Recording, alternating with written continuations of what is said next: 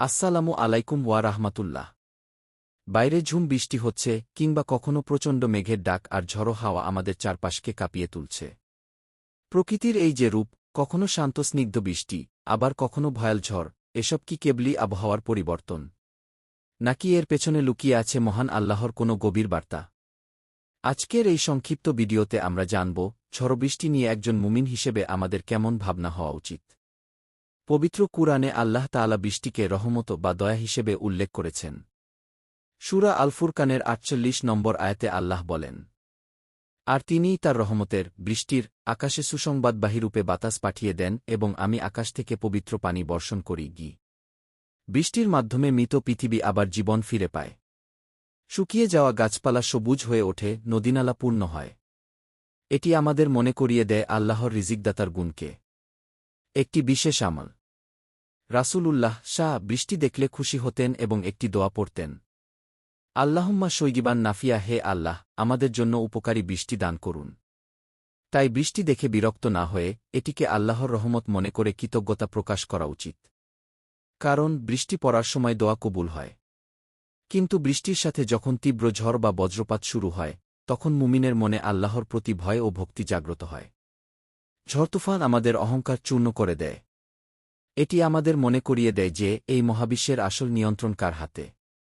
মেঘের গর্জন নিয়ে কুরআনে আর-রাদ নামে একটি পুরো সূরাই রয়েছে। সেখানে বলা হয়েছে, মেঘের ডাক্তার আল্লাহর পবিত্রতা ও প্রশংসা মহিমা ঘোষণা করে এবং ফেরেশতারাও তার ভয়ে কম্পিত হয়ে তার পবিত্রতা ঘোষণা করে। সূরা আর-রাদ ১৩। হাদিসে এসেছে, যখন তীব্র ঝড়ো বাতাস বইত, তখন আল্লাহর রাসূল এর পবিত্র চেহারা বিবর্ণ হয়ে যেত। তিনি ভীতি ও আশঙ্কার সাথে মসজিদে যেতেন এবং আল্লাহর কাছে আশ্রয় প্রার্থনা করতেন। তিনি বলতেন, পূর্ববর্তী অনেক জাতিকে আল্লাহ তাআলা ঝড়ো বাতাসের মাধ্যমে ধ্বংস করেছিলেন। তাহলে ঝড়বৃষ্টির সময় একজন মুসলমান হিসেবে আমাদের দায়িত্ব কি? প্রথমত, ঝড়কে গালি না দেওয়া। অনেকেই আবহাওয়া খারাপ হলে প্রকৃতির ওপর রাগ ঝাড়েন। রাসূল বলেছেন, বাতাসকে গালি দিও না, কারণ এটি আল্লাহর আদেশে পরিচালিত হয়। দ্বিতীয়ত, আশ্রয় চাওয়া। তীব্র ঝড়বাতাস দেখলে আল্লাহর কাছ এই দোয়া করা উচিত, আল্লাহুম্মা ইন্নী আসলুকা খাইরাহা ওয়া খাইরা মাফিহা ওয়া আউজুবিকা মিন শাররিহা। হে আল্লাহ, আমি আপনার কাছে এর কল্যাণটুকু চাই এবং এর ভেতরের অনিষ্ট থেকে আশ্রয় চাই।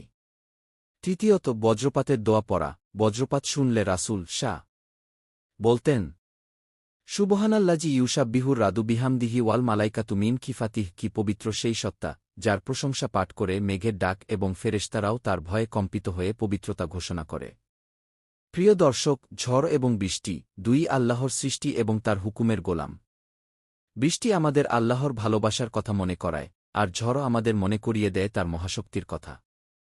ঝড়বৃষ্টির এই দিনগুলোতে আসুন আমরা প্রকৃতির সৌন্দর্য উপভোগ করার পাশাপাশি আল্লাহর জিকির বাড়াই, গুনাহ থেকে তওবা করি এবং বেশি বেশি দোয়া করি। আল্লাহ তাআলা আমাদের সবাইকে সব ধরনের প্রাকৃতিক বিপর্যয় থেকে রক্ষা করুন এবং তার রহমতের চাদরে আবৃত রাখুন। আমিন। আজকের মতো এখানেই বিদায় নিচ্ছি। আসসালামু আলাইকুম ওয়া রাহমাতুল্লাহ।